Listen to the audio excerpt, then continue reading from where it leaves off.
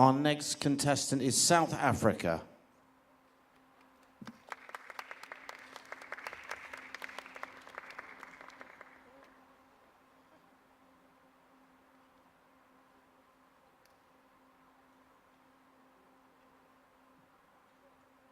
Due to time, all protocols observed both in this auditorium today and online. Thank you for having me. When you look at me and you look at the name badge on my side, you will see the name South Africa written. But I represent something that's bigger than my country. I represent a purpose, a plan, a vision, and a hope for all of humanity that I've actively been working for long before I was blessed enough to have this crown. Being Miss World is something that is a calling, it's a life's purpose, but it is seen in every single thing you do, from how you treat others to how you show up when you feel like you're not enough. And there are plenty of moments when I felt that way. But in all honesty, what has kept me going is a little special boy I met when I first became an audiologist. His grandmother brought him to the clinic because she was worried he was struggling at school and she didn't think he'd be able to make it.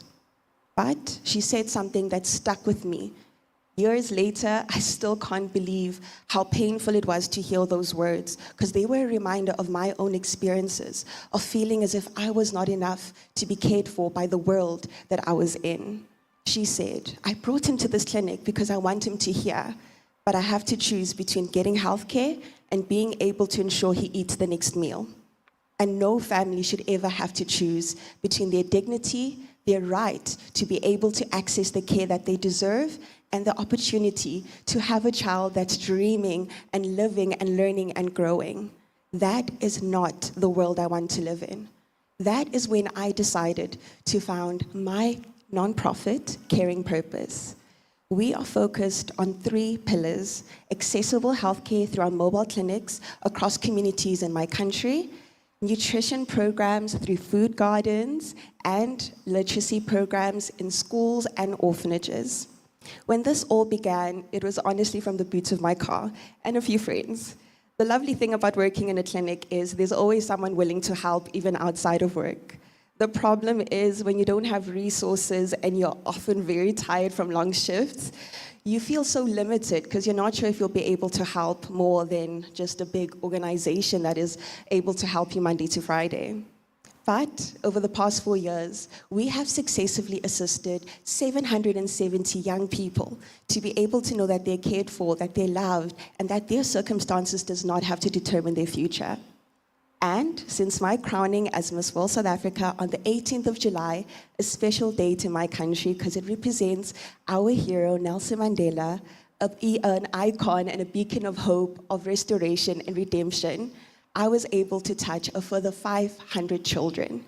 I know these all seem like numbers, but each child I was able to come across, to connect with, to hug, hold, and even pray over is a testament to a world where dignity is being restored, where communities do not have to rely on handouts, where they are actively being empowered to be catalysts of change for themselves. I know, everything seems like it's very airy because we all want world peace. But in all honesty, I truly believe that we can and will achieve it. Our organization has been able to prioritize the first 5 Sustainable Development Goals, from no hunger to zero poverty to access to healthcare and education and well-being, and to ensuring that we're promoting equality through schools across the country and neighboring nations. We've been able to partner up with the leading medical biological technology company in my country that has allowed us to have access to mobile clinics that are fully equipped with solar panels, generators, toilets even, because some communities do not have those bare necessities. And on top of that, we are now expanding to countries such as Swaziland, Namibia, and they've allowed us to be able to speak to leaders from France and the Netherlands, because we know poverty, illness, malnutrition is not a South African problem. It is an investment problem in our futures. So I stand here today to implore you to be able to use your voice to continue inspiring others, because each and every single one of us is a vision of hope and care.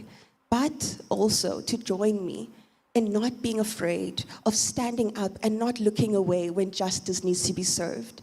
And sometimes justice looks like acknowledging a child, telling them that they matter, and ensuring that the world we create is one that is allowing them to thrive as best as they're supposed to, and is planting that nurturing.